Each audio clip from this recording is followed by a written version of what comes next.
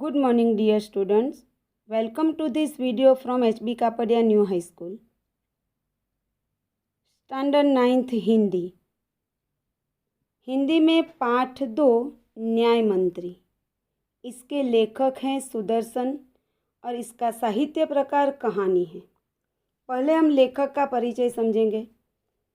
लेखक जो सुदर्शन जी हैं उनका पूरा नाम बद्रीनाथ शर्मा है। उनका जन्म 1896 में पंजाब के सियालकोट में हुआ था। बचपन से ही उन्हें कहानी लिखना प्रारंभ कर दिया था। इनकी कहानियाँ बड़ी रोचक होती हैं। साथ ही हर कहानी से हमें कोई न कोई संदेश मिलता है। पुष्पलता, सुप्रभात, पनघट, परिवर्तन, नगीना आदि उनके सुप्रसिद्ध कहानी संग्रह हैं। आपने 8वीं कक्षा में भी सुदर्शन जी की एक कहानी पढ़ी थी, हार की जीत। यहाँ जो न्याय मंत्री जो कहानी है, यह कहानी हमें निष्पक्ष रूप से न्याय करने का संदेश देती है। कहानी के जो पात्र है वह है सम्राट अशोक और शिशुपाल। कहानी का सार है कि सम्राट अशोक अपने राज्य के लिए सर्वश्रेष्ठ न्याय मंत्री की खोज में निकले थे। उन्होंने अपना पोशाक बदल लिया था। खोज में निकले उनकी भेंट हुई शिशुपाल से। शिशुपाल की योग्यता देखकर वह उन्हें न्याय मंत्री बना देते हैं। न्याय न राजा देखता है न रंग। इस कहानी के माध्यम से हमें यह सीख मिलती है और नई पीढ़ी को यह कहानी न्याय तंत्र की जिम्मेदारियों का महत्व समझाती है। अब हम कहानी समझेंगे। संध्या का समय था। चारों ओर अंधकार फैल चुका था, मतलब कि सूर्यास्त हो गया था। ऐसे में किसी ने बाहर से घर का दरवाज़ा खटखटाया। अंदर से पूछा गया, कौन है? पूछने वाला व्यक्ति है ब्राह्मण शिशुपाल। उसने थोड़ा सा दरवाज़ा खोला और पूछा कि कौन है। बाहर से उत्तर मिला, क्या मुझे रात काटने के लिए स्थान मिल जाएगा? एक परदेसी है बाहर, उसने यह उत्तर दिया। जैसे ही शिशुपाल ने पूरा दरवाज़ा खोला तो सामने एक नवयुवक खड़ा था। शिशुपाल ने मुस्कुराकर कहा, यह तो मेरा सौभाग्य है, क्योंकि अतिथि को देखकर वह खुश हो जाता है और कहता है कि अतिथि के चरणों से मेरा घर पवित्र हो जाएगा, आइए पधारिए। हर्ष के साथ उनका स्वागत करता है। अतिथि को लेकर शिशुपाल घर में जाता है, उनका आदर सत्कार करता है।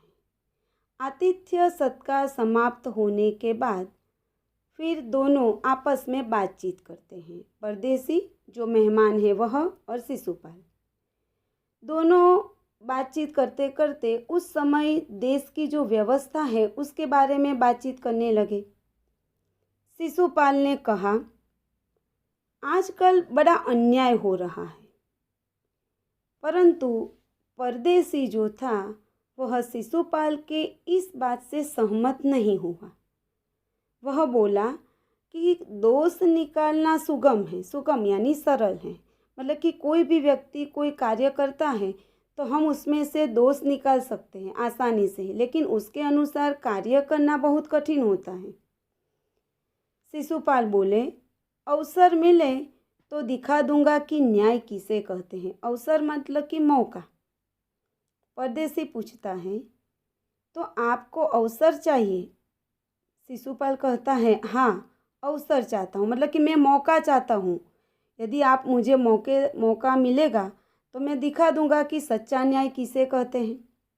परदेसी ने प्रश्न पूछा, फिर कोई अन्याय नहीं होगा? मतलब कि यदि आपको मौका मिला तो आप यकीन के साथ कह सकते हैं कि फिर कभी कहीं पर भी कोई अन्याय नहीं होगा।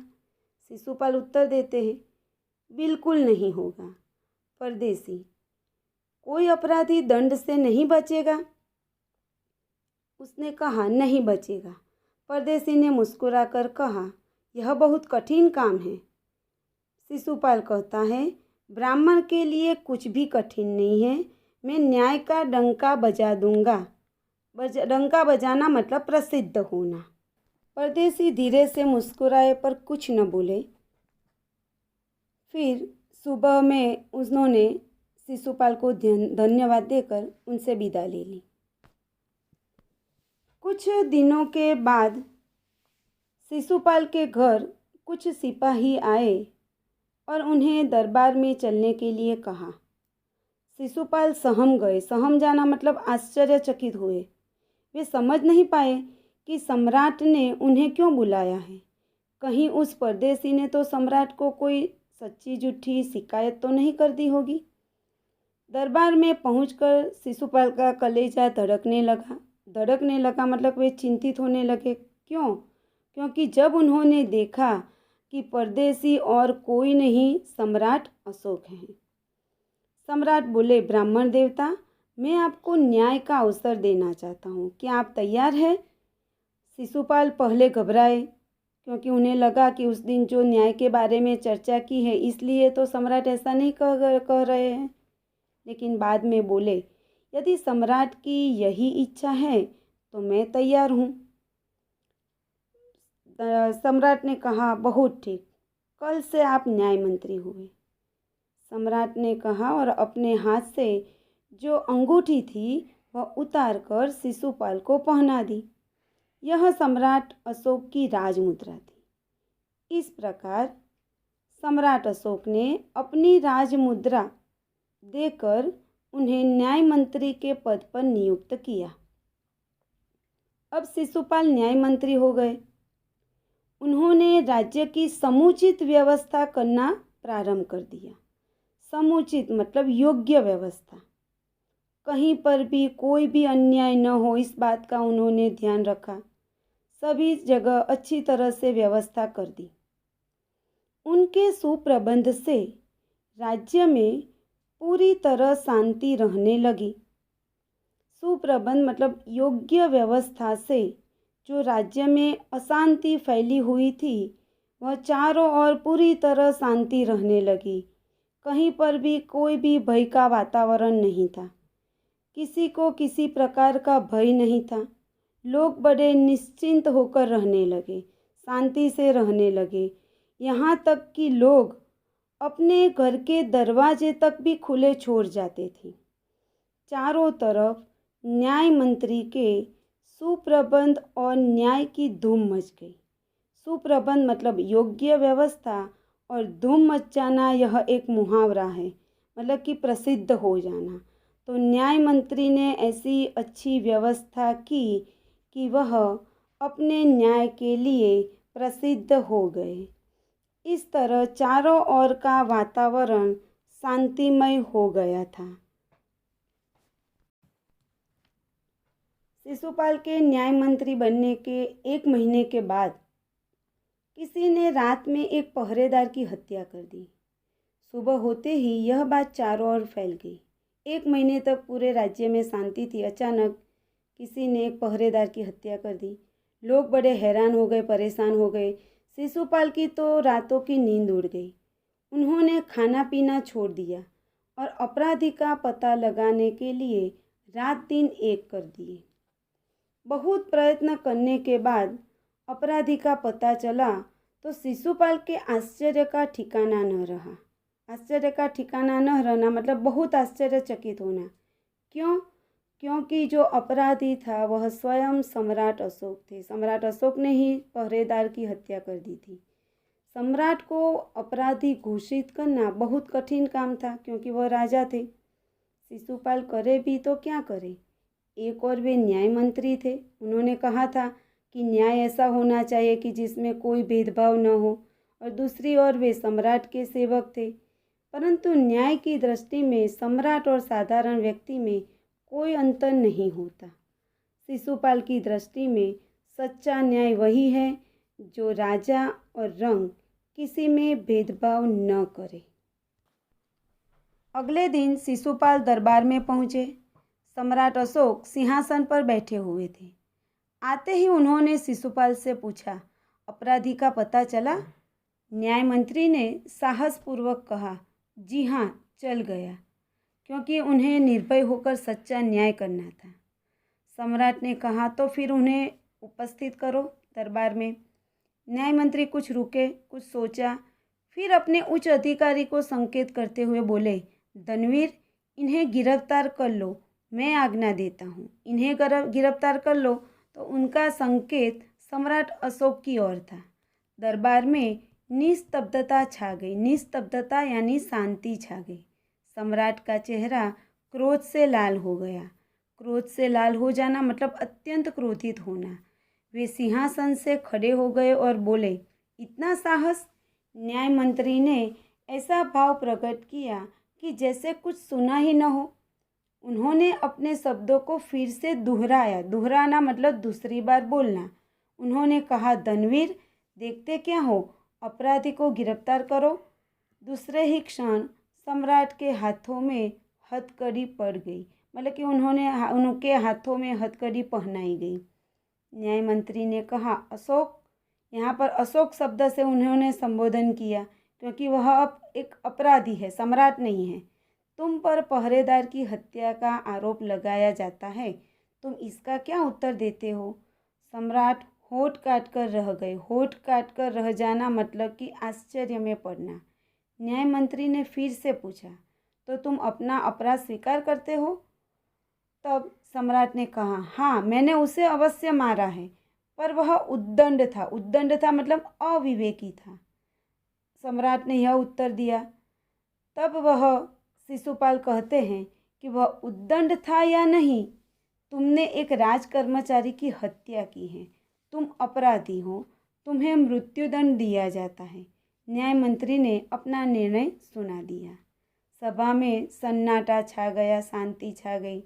न्याय मंत्री का निर्णय सुनकर सम्राट ने भी सिर झुका लिया। वे तो स्वयं शिशुपाल की परीक्षा में सफल हो गए थे। वे देख रहे थे कि शिशुपाल किस तरह से न्याय करता है। सम्राट का हृदय ऐसे व्यक्ति को पाकर गदगद हो रहा था।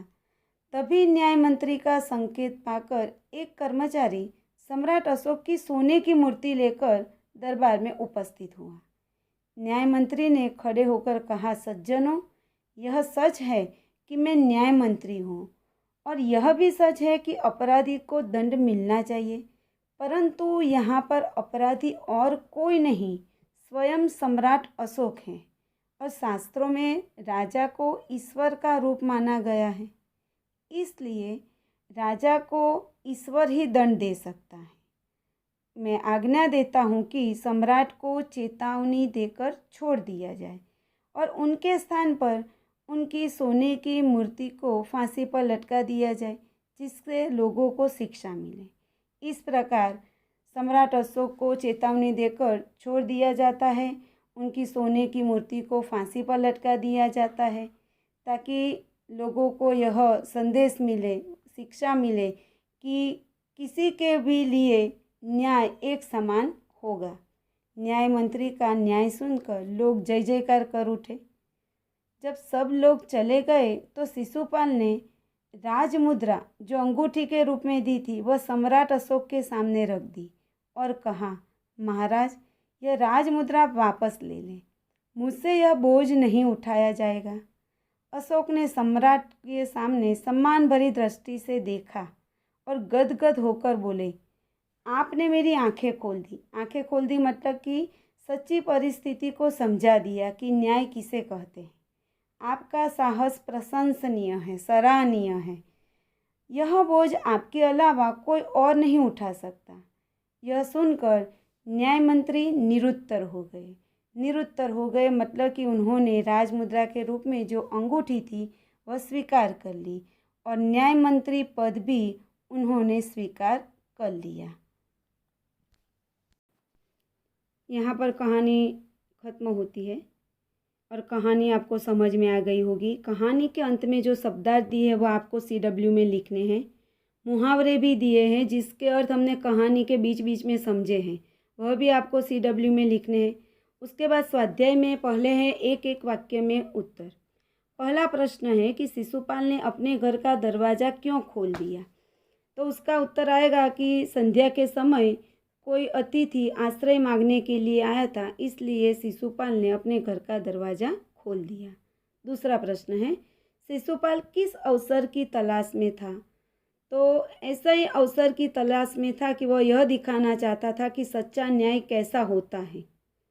तीसरा प्रश्न, न्याय के विषय में शिशुपाल के क्या विचार थे? शिशुपाल यह मानता था कि न्याय ऐसा हो कि कोई अन्याय या कोई अपराध करने का साहस न करे, मतलब कि राजा और रंग सबके लिए न्याय एक समान हो, निष्पक्ष हो। चौथा प्रश्न, परदेसी कौन था? तो परदेसी स्वयं सम्राट अशोक थे। उसने दूसरे दिन क्या किया? तो उन्होंने सुबह शिशुपाल से धन्यवाद देकर उनसे विदा ली। पांचवा प्रश्न, सम्राट अशोक ने शिशुपाल को राजमुद्रा क्यों दी? तो शिशुपाल को न्याय मंत्री के पद पर नियुक्त करते हुए सम्राट अशोक ने शिशुपाल को राजमुद्रा दी। छठा प्रश्न है, राज्य में न्याय के विषय में परिस्थितियां कैसे बदल गई थी? मतलब कि जब शिशुपाल न्याय मंत्री बने तब राज्य में पूरी तरह से शांति रहने लगी। किसी को किसी प्रकार का भय नहीं था।